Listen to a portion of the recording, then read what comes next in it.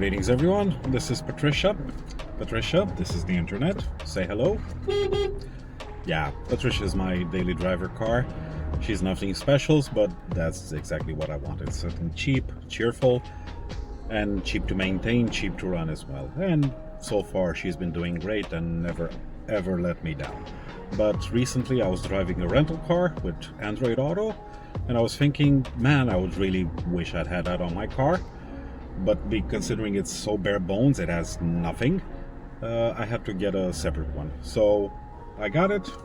This is it. So far it's been working great. I had it for like 2 days now. So let me guide you through it, tell you what it's all about, if you should get one, and yeah. Let's have a quick and dirty handheld unboxing. Inside we get the unit itself.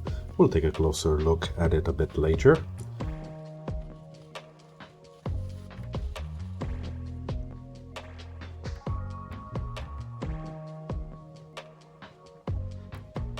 Also in the box is the 12-volt power adapter with a 2 meter, 6 feet long cable. It also has a USB-A quick charge 3 compatible port for any of your other devices. Also the backup camera that can be mounted inside or outside the car, but I don't see myself needing this feature, so I didn't install it. There's also a 3.5mm auxiliary cable for connecting the audio output of the unit to your existing car stereo. Last but not least, some double-sided tape to mount the unit, and the backup camera, and the most useless waste of paper with a manual that doesn't show anything about mounting usage or any specifications.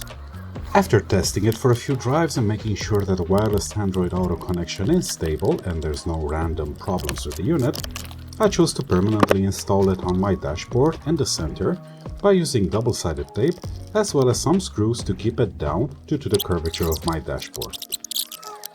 Let me tell you, automotive plastics are stronger than you think. That's why you see me struggling with a tiny screwdriver that would actually fit under the windscreen to screw everything down. Now, about the unit itself. On the back you'll find the USB power input, a 2.5mm TRRS input for the backup camera, a microSD slot for the dashcam recordings. Couldn't find any info about max size accepted. I'm using a 64GB one and it's working just fine. And the 3.5mm aux output if you need to use it. And that's all the ports available. The camera has a bit of movement up and down, as well as side to side to get the proper angle for the recording should you choose to use it. You could also skip installing a microSD card and the dashcam function won't work if you do not need it. Daytime viewing angles of the screen are quite good, haven't had any issues in direct sunlight or any of the sorts. It's not the brightest screen ever, but I can see it fine and the resolution is high enough so that the text and graphics on screen are easy to use. The built-in dashcam can be controlled on the screen or through an app, which is also the way you can extract videos from the unit by removing this SD card and sticking it in a computer. The app is easy enough to use. After connecting it to the Wi-Fi from the unit, you can open the app and connect to it. And it will show you a real-time preview of the camera. In order to access any settings or to download any videos, the recording has to be stopped or no options are available to you. After you stop the recording, you can download videos by clicking on the Video tab, and the gallery with the recorded clips on the SD card will show up, including the emergency recordings, the normal loop recordings, and what they call parking monitor, which I have no idea what it means. To download videos, just long tap on it and tap on the download icon on the bottom.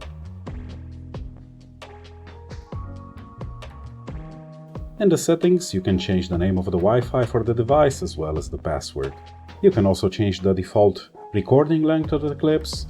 Cyclic means that camera will override older recordings unless they are set as an emergency video that can be overridden. You can also set the screen off time if you don't use Android Auto or Apple CarPlay. They call it screensaver for some reason. Change the language of the unit, select if the recorded videos will have audio, format the SD card, and restore it to factory settings. The recordings are saved with the H.265 codec at a resolution of 2560 by 1440 with a bitrate of about 15.5 megabits a second and a weird 22 frames per second. And there's no way of changing any of these settings that I have found. The recording quality is good, I guess. I have nothing to compare it to since it's the first dash cam I ever used, but it seems to do a decent job of the recording and the quality is good enough to read license plates in case you need it. On screen now, it's a video it took, so you can make your own decision if it's good enough for your needs, but for me it's decent enough since it's not really the main reason why I got this unit.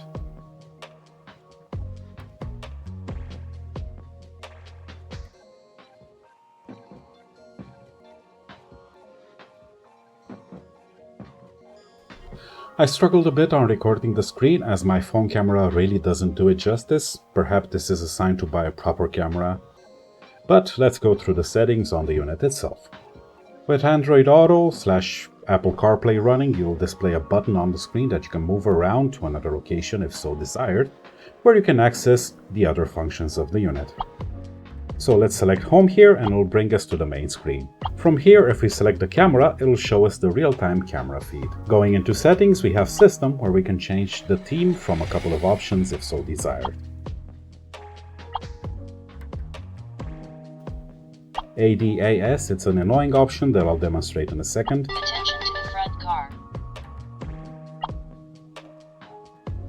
You can set to turn the screen off after a certain time, see the available space on the SD card, change the language from a couple of options, change the date and time.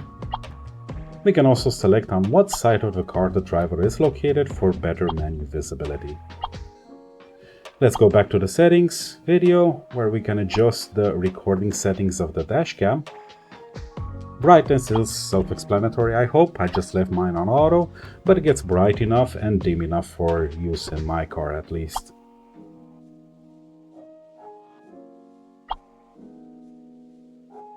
Sound settings control the sounds the unit makes itself. App download is where you can get the QR code for the app, as well as the Wi-Fi name and password, which is the same way you connect with Android Auto in my case, or I assume the same way for Apple CarPlay. You can also format the SD card from here, and I recommend you do that the first time you insert one into the unit. And here's my version of the unit. Now, going back to the camera, turning on the ADAS will enable some kind of proximity warning for other cars on the road, but I found it extremely annoying since it screams at you all the time, especially to normal city traffic, so I always left it off. Going into audio, we can choose how to transmit the audio from our phone. In my case, I use Bluetooth, so all the music and navigation voice guidance is coming through my existing car stereo. You can also choose native audio, which means the built-in speaker of the unit. That sounds dreadful. Auxiliary audio by using the cable provided and routing it to your car stereo, or FM audio so that the unit would broadcast all the audio on an FM frequency that your stereo can pick up and play back over the car speaker, so you have plenty of options to make it fit your existing setup. And that's it, not much to it, but that's where Android Auto, Apple CarPlay comes in to make the most out of it. Like I said, I'm really happy with it. It's really fast, connects really fast from starting up the car, as well as interactions on screen never let me down.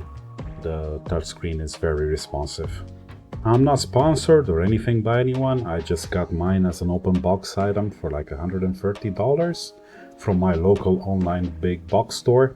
I'll post some Amazon links or for something similar, since I'm sure there's a million of them under different names, if you are interested in one for your Patricia.